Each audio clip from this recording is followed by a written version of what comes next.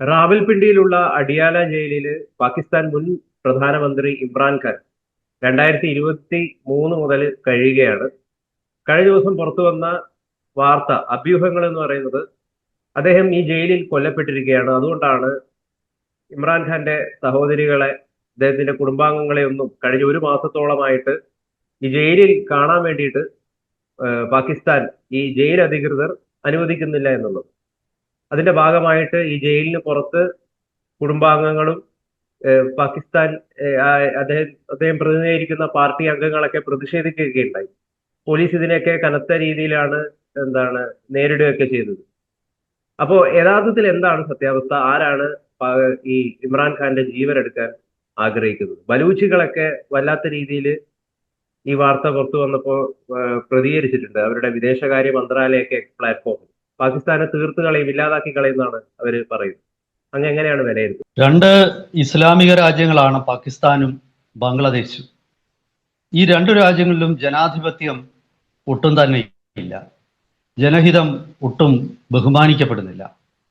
ഈ രണ്ടു രാജ്യങ്ങളിലും ഇത്തരം സംഭവങ്ങളുടെ ഒരു ചരിത്രം ഉള്ള പശ്ചാത്തലത്തിൽ ഇമ്രാൻഖാൻ കൊല്ലപ്പെട്ടോ അല്ലെങ്കിൽ ദുരൂഹ സാഹചര്യത്തിൽ ജയിലിൽ മരണപ്പെട്ടു എന്നൊക്കെയുള്ള വാർത്തകൾ നമുക്ക് തള്ളിക്കളയാൻ പറ്റുന്നതല്ല. പാകിസ്ഥാന്റെ ചരിത്രത്തിൽ മുൻ പ്രധാനമന്ത്രിമാരൊക്കെ തന്നെ ഒന്നുകിൽ ഭീകരമായ ജയിൽ മർദ്ദനത്തിന് ഇരയാകും, അതായത് അല്ലെങ്കിൽ കൊല്ലപ്പെടും. പിന്നെ ഭൂട്ടോ തൊട്ട് ഉള്ള അനുഭവങ്ങൾ നമുക്ക് അറിയാവുന്നതാണ്. ഇപ്പോ മുൻ പ്രധാനമന്ത്രി നവാസ് ഷെരീഫ് ഇതുപോലെ ജയിലിലായിരുന്നു നാളുകൾ. അയാൾക്ക് ജയിലിൽ വെച്ച് ഭീകരമായിട്ടുള്ള അനുഭവങ്ങളൊക്കെ ഉണ്ട്. അയാൾ കിഡ്നിയൊക്കെ തകർന്നിപ്പോൾ പുറത്താണ്, ചാവാൻ കിടക്കുകയാണ്. ബംഗ്ലാദേശിലും ഇതൊക്കെ തന്നെയാണ്. പിന്നെ മുൻ ഭരണാധികാരികൾ ബംഗള ബന്ധു മുജീബുർ റഹ്മാൻ തൊട്ടുള്ളവർ കൊല്ലപ്പെടുക ചെയ്തിട്ടുള്ളത്. രാഷ്ട്രപിതാവ് തൊട്ട് കൊല്ലപ്പെട്ടു. അപ്പോൾ അത് നമുക്ക് അതുകൊണ്ട് തന്നെ തള്ളിക്കളയാൻ പറ്റത്തില്ല, എന്നാൽ നമുക്ക് ഉറപ്പ് വരുത്താനും പറ്റത്തില്ല. അപ്പം നമ്മൾ മനസ്സിലാക്കേണ്ട ഒരു അത് ഞാൻ ചോദ്യത്തിന്റെ മറുപടിയിലേക്ക് കിടക്കാം. അതായത് ഈ നമ്മുടെ ഇന്ത്യയിൽ നിന്നും വേർപെട്ടു പോയ ഈ രണ്ട് ഇസ്ലാമിക രാജ്യങ്ങളും, ബംഗ്ലാദേശ് ഭരണഘടന പ്രകാരം ഇസ്ലാമിക രാജ്യമല്ല എന്നാണ് എനിക്ക് തോന്നുന്നത്. പക്ഷെ പ്രായോഗികമായിട്ട് ഇപ്പൊ അവിടെ ഭരണഘടനയൊന്നുമില്ല. ഇപ്പൊ അതും അതിന്റെ ഈ ഷെയ്ഖ് ഹസീനയുടെയോ അല്ലെങ്കിൽ മുജീബിന്റെ കാലമോ ഒക്കെ മാറ്റി നിർത്തിയാൽ ബാക്കി എല്ലാ കാലത്തും അതൊരു ഇസ്ലാമിക രാഷ്ട്രം തന്നെയാണ്. അപ്പോ അങ്ങനെ ഒരു രാഷ്ട്രം ഉണ്ടായാൽ എന്തായിരിക്കും അവിടുത്തെ ഭരണാധികാരികളുടെ അവസ്ഥ എന്നുള്ളതാണ് ഇതിൽ നിന്നും ആദ്യമായിട്ട് നമ്മൾ പഠിക്കേണ്ട പാഠം, ഒന്നാമത്തെ. പിന്നെ രണ്ടാമത്, ഈ പാകിസ്ഥാൻ മുൻ പ്രധാനമന്ത്രി ഇമ്രാൻഖാന് ഇപ്പോൾ സംഭവിച്ചിരിക്കുന്നത്, അതിൻ്റെ പിന്നിൽ ആരാണ്, ഇപ്പോൾ സംഭവിച്ചിട്ടുണ്ടോ എന്നുണ്ട്. ഇപ്പോൾ ഒരു കുറ്റകൃത്യം നടന്നെങ്കിൽ ആ ഒരു കുറ്റകൃത്യം നടത്താൻ ആൾ വേണം, ആ നടത്തുന്നതിനൊരു മോട്ടീവ് വേണം, ഒരു കാരണം. അതുകൊണ്ട് പ്രയോജനം ലഭിക്കുന്ന ചിലരുണ്ടാവണം. അപ്പൊ അങ്ങനെയാണ് സാധാരണഗതിയിൽ ഒരു അന്വേഷണം, ഒരു കുറ്റകൃത്യം എങ്ങനെയാണ് കുറ്റകൃത്യത്തിലുള്ള അന്വേഷണം നടക്കുന്നത്, അങ്ങനെയാണ് അതിലെ സത്യം പുറത്തേക്ക് വരുന്നത്.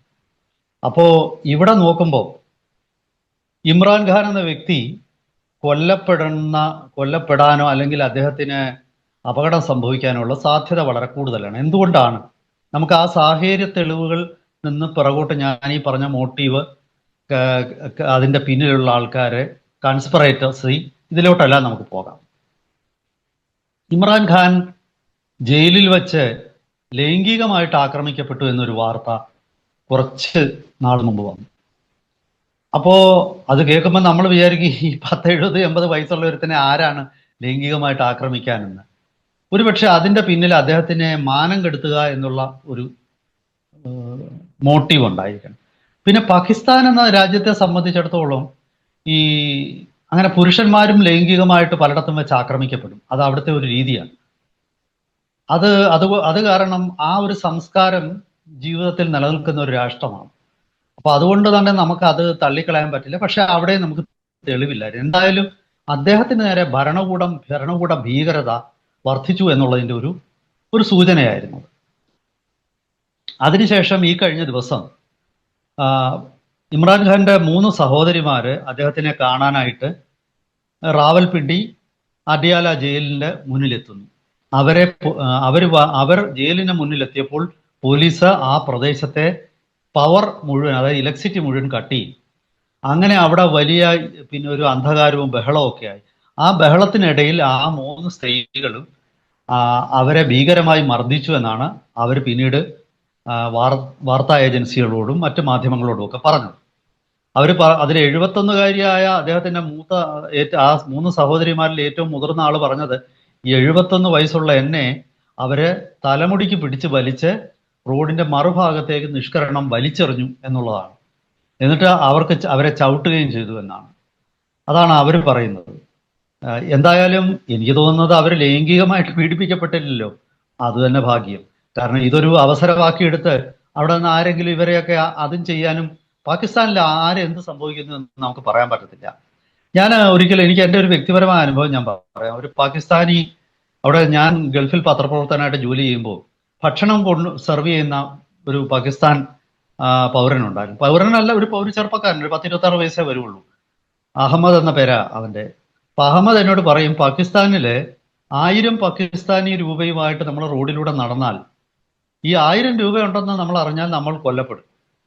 അപ്പോ നിങ്ങളെ കൊന്നു കഴിഞ്ഞാൽ റോഡില് പോലീസുകാരൊക്കെ കാണുമല്ലോ, അവിടെ നിൽക്കുന്ന ഒരു പോലീസുകാരന് 200 രൂപ കൊടുത്താൽ അവിടെ റോഡിന്റെ സൈഡിൽ കിടന്നിരിക്കുന്ന ഏതെങ്കിലും ഒരു ഭിക്ഷക്കാരന്റെ തലയിൽ ഈ കുറ്റം കെട്ടിവെച്ചിട്ട് നിങ്ങൾ ബാക്കി 800 രൂപയായിട്ട് നിങ്ങൾക്ക് പോകാം എന്ന് പറയും.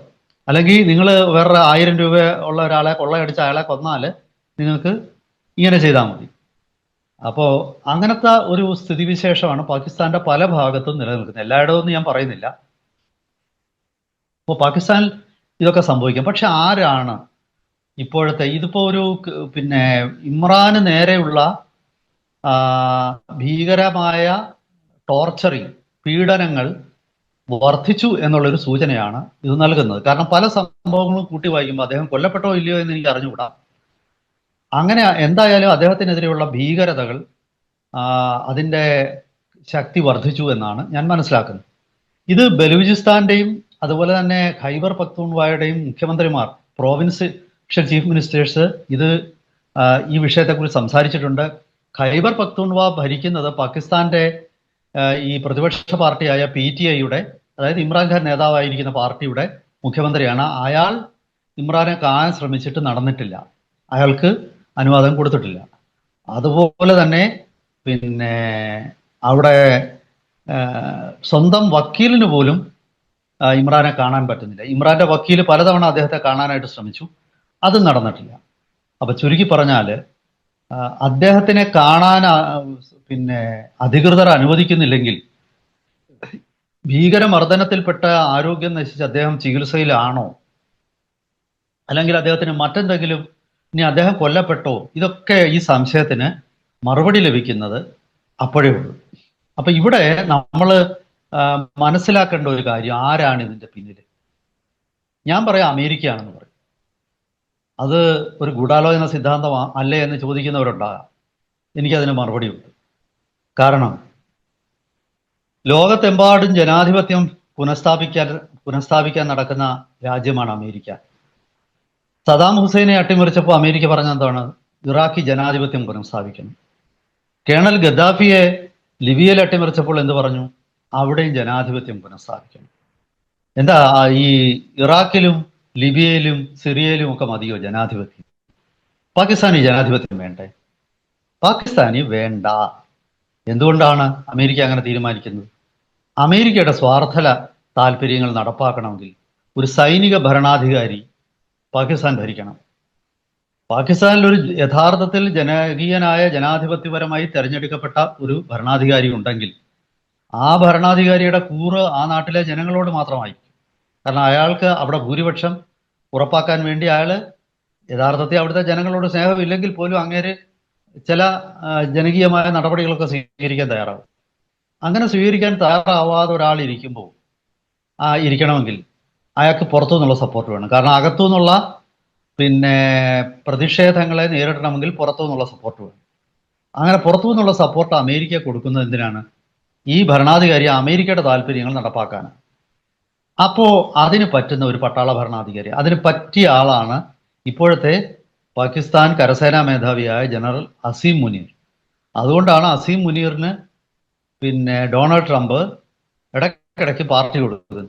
ഏതെങ്കിലും രാജ്യത്തെ ഒരു പട്ടാള മേധാവിക്ക് മറ്റൊരു രാജ്യത്തിന്റെ പ്രസിഡന്റോ പ്രധാനമന്ത്രിയോ പാർട്ടി കൊടുക്കുന്നത് നമ്മൾ പത്രത്തിൽ വായിച്ചിട്ടുണ്ട്. എന്തിന്? ബുർക്കിനോ ഫാസോയുടെ പ്രധാനമന്ത്രി പോലും അത് ചെയ്യത്തില്ല. അപ്പൊ പിന്നെ എന്തിനാണ് ഈ അസീം മുനീറിന് ഡൊണാൾഡ് ട്രംപ് ഈ പാർട്ടി നൽകുന്നത്? വളരെ ലളിതമാണ്. കാരണം എടാ, നീ അവിടെ ഇരുന്നോണം, നീ ഇരുന്നാലേ എൻ്റെ കാര്യം നടക്കത്തുള്ളൂ. ഇതാണ് സംഭവം. കൃത്യമായിട്ടൊരു നിലപാടുണ്ട് ഡൊണാൾഡ് ട്രംപിന്. അപ്പം മേക്ക് അമേരിക്ക ഗ്രേറ്റ് അഗെയിൻ, ആകാം, അതിന് പാകിസ്ഥാൻ ഇല്ലാതാവണം. അപ്പോ പാകിസ്ഥാനിലെ ഇപ്പോൾ ഇരിക്കുന്ന പ്രധാനമന്ത്രി ഷാബാസ് ഷെരീഫ് ഒരു മണ്ണിനും പിണ്ണാക്കിനും കൊള്ളാത്ത ഒരു അലവലാതിയാണ്. സ്വാഭാവികമായിട്ടും അങ്ങേരെ കൊണ്ട് ഒരു ശല്യവും അമേരിക്കയ്ക്ക് ഉണ്ടാവത്തില്ല. പിന്നെ എന്നാൽ ശല്യം ഉണ്ടാക്കാൻ ശേഷിയുള്ള ആളാണ് ഈ ഇമ്രാൻഖാൻ. അപ്പൊ ഇമ്രാൻഖാൻ അധികാരത്തിൽ വരരുതെന്ന് മാത്രമല്ല, അയാളെ തുടച്ചു നീക്കേണ്ടത് അമേരിക്കയുടെ ആവശ്യമാണ്. ഈ അങ്ങനെയുള്ള ഒരു സാഹചര്യത്തിൽ ഇമ്രാനെതിരെയുള്ള ഈ ആക്രമണങ്ങൾ തീർച്ചയായിട്ടും ഇത് അമേരിക്കയുടെ ഒരു ഗൂഢാലോചന അല്ലേ എന്ന് സംശയിക്കാനുള്ള ഒരു ന്യായം അവിടെ കാണുന്നുണ്ട്. പിന്നെ തൊട്ടടുത്ത അഫ്ഗാനിസ്ഥാനോട് അമേരിക്കയ്ക്ക് ഭയങ്കര ദേഷ്യമാണ് ഇപ്പോൾ, താലിബാനോട്. ഇപ്പൊ ഇന്ന് രാവിലെ അമേരിക്കയിലെ 2 നാഷണൽ ഗാർഡുകളെ വൈറ്റ് ഹൗസിന് മുമ്പിൽ വെച്ച് ഒരു അഫ്ഗാൻകാരൻ വെടിവെച്ചു, മരിച്ചില്ലെന്ന് തോന്നുന്നു. അപ്പൊ ഈ അഫ്ഗാൻകാരൻ വെടിവെച്ചതിന് ശേഷം ട്രംപ് ഒരു വലിയ ഈ അഫ്ഗാനിസ്ഥാനിലെ മുഴുവൻ ആൾക്കാരെയും തെറി വിളിച്ചുകൊണ്ട് പ്രസ്താവന ഇറക്കി. പണ്ടൊക്കെ അമേരിക്ക അങ്ങനെ ആരെങ്കിലും പറഞ്ഞു കഴിഞ്ഞാൽ ഉടനെ പറയാം അത് റേസിസമാണ്, സീനോഫോബിയ ആണ്, അങ്ങനെ കുറെ വാക്കുകളുണ്ട് അവർക്ക്. ആ വാക്കുകൾ ഉപയോഗിച്ച് ഒരു പ്രൊപ്പഗണ്ട അയച്ചു. പക്ഷെ ഇന്ന് ട്രംപ് അതുപോലെ തന്നെ ഒരൊറ്റ അഫ്ഗാനിയെ ഇങ്ങോട്ട് കയറ്റത്തില്ല, അവരുടെ ഒരു വിസയും പ്രോസസ്സ് ചെയ്യേണ്ട എന്നുള്ള നിലപാട് ട്രംപ് എടുത്തു. ആ ഹെൽ ഹോൾ എന്നാണ് അഫ്ഗാനിസ്ഥാനെ കുറിച്ച് മൂപ്പിലാൻ പറഞ്ഞത്. അപ്പൊ ചുരുക്കി പറഞ്ഞാല് ഈ അഫ്ഗാനിസ്ഥാനിലേക്ക് അമേരിക്കൻ പട്ടാളത്തിനെ അയക്കണമെങ്കിൽ, ബാഗ്രാം പോലുള്ള സ്ഥലങ്ങൾ പിടിച്ചെടുക്കണമെങ്കിൽ ഒക്കെ ഇമ്രാന് ഒരു തടസ്സമാണ്. സ്വാഭാവികമായിട്ടും ഇമ്രാനെ മാറ്റാൻ അമേരിക്ക ഒരു കിണഞ്ഞ് ശ്രമിക്കുന്നുണ്ടാകാം. ഒരുപക്ഷെ അത് നടന്നിട്ടുണ്ടാകാം. ഷെയ്ഖ് ഹസീനെ പുറത്താക്കിയത് ആരാണ്? അത് അമേരിക്കയല്ലേ. അപ്പോ ഇതിന്റെ പിന്നിൽ പാകിസ്ഥാനെ അട്ടിമറിക്കാനുള്ള അമേരിക്കയുടെ ശ്രമമാണ്. ഈ റാഡിക്കൽ ഇസ്ലാമിസ്റ്റ് തീവ്രവാദി സംഘടനകൾ, ഭീകര സംഘടനകൾ, അവരെയൊക്കെ അമേരിക്കയാണ് വളർത്തുന്നത്. ചുരുക്കി പറഞ്ഞാൽ പാകിസ്ഥാനിലെ ഒരു അസ്ഥിരത നിലനിർത്തണമെങ്കിൽ ഇമ്രാൻഖാൻ മരിക്കണം. ഇമ്രാൻഖാൻ മരിച്ചാലേ അമേരിക്കയുടെ താല്പര്യമുള്ള അസീം മുനീറിന്റെ മുന്നിലെ വഴി തെളിയത്തുള്ളൂ. ജനാധിപത്യത്തെക്കുറിച്ച് രാവകൽ ഗോഗ വിളിക്കുകയും ഗീർവാണം മുഴക്കുകയും ചെയ്യുന്ന അമേരിക്ക ഒരു പട്ടാള ഭരണാധികാരി പാകിസ്ഥാനിലെ നിയമങ്ങളെല്ലാം അയാൾക്ക് അനുകൂലമായ രീതിയിൽ ഭേദഗതി ചെയ്ത് കോടതിക്കും മുകളിലായിട്ട് അസീം മുനീർ എത്തിയിട്ടും അമേരിക്ക അസീം മുനീറിന്റെ കൂടെ തന്നെയാണ്. അതാണ് അമേരിക്കയുടെ ഇപ്പോഴത്തെ താല്പര്യം. അപ്പോ ചുരുക്കി പറഞ്ഞാൽ ഇമ്രാൻഖാന്റെ ഈ ഒരു അവസ്ഥ യഥാർത്ഥത്തിൽ ഇമ്രാൻഖാൻ എന്ന വ്യക്തിയുടെ അവസ്ഥയല്ല, അത് പാകിസ്ഥാൻ എന്ന രാജ്യത്തിന്റെ അവസ്ഥയാണ്. അവിടെ പിന്നെ ഇത്തരം ഒരു വലിയ കലാപവും സംഘർഷവും ഉണ്ടാകാനുള്ള സാധ്യത കണക്കിലെടുത്തായിരിക്കാം ഒരുപക്ഷെ തൽക്കാലം ഇമ്രാന്റെ മരണം അല്ലെങ്കിൽ ഇമ്രാൻ ആരോഗ്യപരമായിട്ട് ഗുരുതരാവസ്ഥയിലാണെങ്കിൽ ആ വിവരം പുറത്തു പറയാതിരിക്കുന്നത്. ഞാനിന്ന് രാവിലെ പാകിസ്ഥാനിലെ പത്രമൊക്കെ എടുത്തു നോക്കി, ഓൺലൈനിൽ അവൈലബിൾ ആണ്. ഇടയ്ക്ക് ബാൻ ചെയ്തിരുന്നു. നമ്മുടെ ഓപ്പറേഷൻ സിന്ദൂറിന്റെ സമയത്ത് ഡോൺ ഒന്നും നമുക്ക് സൈറ്റ് കിട്ടുന്നില്ല. ഇന്നിപ്പോൾ ഞാൻ നോക്കിയപ്പോൾ കിട്ടുന്നുണ്ട്. അപ്പോൾ ഡോണിലൊന്നും ഈ വാർത്തയേ ഇല്ല. കാരണം എന്താണെന്ന് വെച്ചാൽ അങ്ങനെ ഒരു സംഭവം അവിടെ നടന്നിട്ടില്ല. അവിടെ ഈ പിന്നെ പത്രങ്ങളുടെ എല്ലാം വായം മൂടി കെട്ടിയിരിക്കുകയാണ് എന്നാണ് ഞാൻ മനസ്സിലാക്കുന്നത്. അത് കാരണം തൽക്കാലം പാകിസ്ഥാനി പത്രങ്ങൾ ഇത് റിപ്പോർട്ട് ചെയ്തിട്ടില്ല. അഫ്ഗാനിൽ നിന്നുള്ള മീഡിയകളൊക്കെ റിപ്പോർട്ട് ചെയ്തിട്ടുണ്ട്, ഇറാൻ മീഡിയ റിപ്പോർട്ട് ചെയ്തിട്ടുണ്ട്. പിന്നെ ഇന്ത്യയിലെ മീഡിയ തീർച്ചയായിട്ടും ഈ വിവരങ്ങളൊക്കെ വലിയ രീതിയിൽ വാർത്തയാക്കിയിട്ടുണ്ട്. ഇമ്രാൻഖാന് എന്തോ ഒരു അപകടം സംഭവിച്ചിരിക്കുന്നു. മരിച്ചോ ഇല്ലയോ എന്നുള്ളത് വരും ദിവസങ്ങളിലെ നമുക്കറിയാൻ പറ്റുള്ളൂ. എന്തായാലും ശരി, പാകിസ്ഥാൻ എന്ന രാജ്യത്തിന്റെ അവസ്ഥയാണ് ഇമ്രാന്റെ അവസ്ഥ സൂചിപ്പിക്കുന്നത്. അത് ഉടനെ ഒന്നും രക്ഷപ്പെടാൻ സാധ്യതയില്ല. വീണ്ടും പ്രതിസന്ധികളിൽ നിന്ന് പ്രതിസന്ധികളിലേക്ക് മൂക്കുകുത്തി വെറും പാവയായ ഷാബാസ് ഷെരീഫിനെ പോലുള്ള ഒരു പ്രധാനമന്ത്രിയാണ് പാകിസ്ഥാൻ അനുയോജ്യമെന്ന് അമേരിക്ക തീരുമാനിച്ചു. അമേരിക്ക മറിച്ച് ചിന്തിക്കാത്തിടത്തോളം നമുക്ക് പാകിസ്ഥാന്റെ സ്ഥിതി മാറും എന്ന് നമുക്ക് തോന്നുന്നില്ല. എന്തായാലും കൂടുതൽ ഈ വിവരത്തെക്കുറിച്ച്, അതായത് ഇമ്രാൻഖാന്റെ അവസ്ഥകളെക്കുറിച്ചുള്ള അപ്ഡേറ്റ്സ് ഉണ്ടായാൽ നമുക്ക് വീണ്ടും തീർച്ചയായിട്ടും നമ്മുടെ പ്രേക്ഷകരുമായിട്ട് അത് പങ്കുവെക്കാം. എന്തായാലും ഇപ്പോൾ അദ്ദേഹം ദുരൂഹതയുടെ ഒരു മറയ്ക്കുള്ളിലാണ്. അതാണ് എനിക്ക് പറയാനുള്ളത്.